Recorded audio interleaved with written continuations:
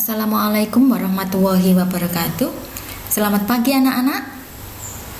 Ibu berharap dan berdoa kalian semuanya sehat dan tetap semangat belajar. Nah anak-anak, hari ini kita kembali belajar bersama Bahasa Indonesia kelas 8, masih pada bab 1 berita seputar Indonesia. Nah, kita akan mempelajari bagian B, meringkas dan menyimpulkan berita. Tujuan pembelajaran kita kali ini adalah setelah mempelajari materi ini, kamu diharapkan mampu 1. Meringkas pokok-pokok isi berita yang dibaca dan didengar.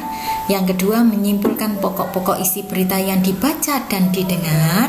Dan yang ketiga, memberikan tanggapan berdasarkan berita yang dibaca dan didengar. Kita sekarang masuk ke tujuan yang pertama, ya. Yang pertama, ringkasan berita. Apa sih ringkasan berita itu dan bagaimana caranya, ya? Nah, langkah-langkah untuk memudahkan meringkas berita adalah yang pertama, kalian harus mendengarkan dan atau membaca berita. Kemudian yang kedua, mencatat pokok-pokoknya. Ingat pedoman menggunakan adik Simba atau 5W1H. Dan yang ketiga, menyampaikan kembali secara lengkap dan ringkas.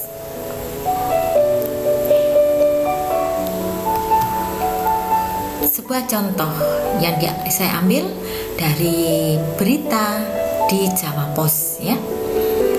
Ini sebuah berita sudah mengandung adik Simba. Apa?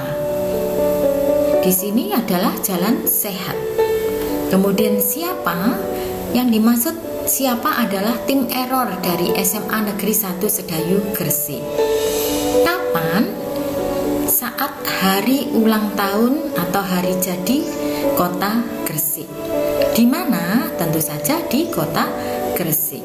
Bagaimana? Yaitu berupa kegiatan olahraga jalan sehat. Dan mengapa?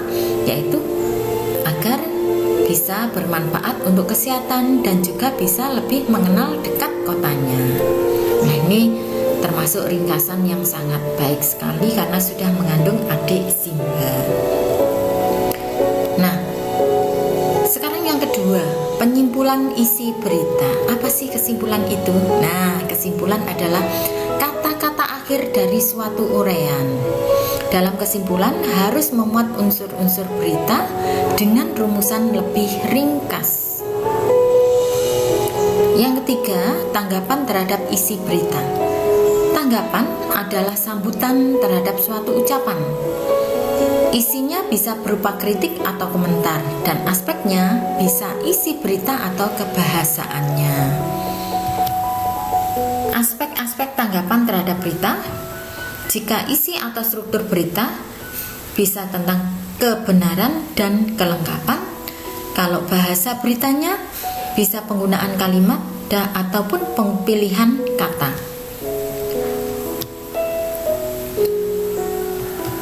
Nah, ini ada contoh tanggapan-tanggapan.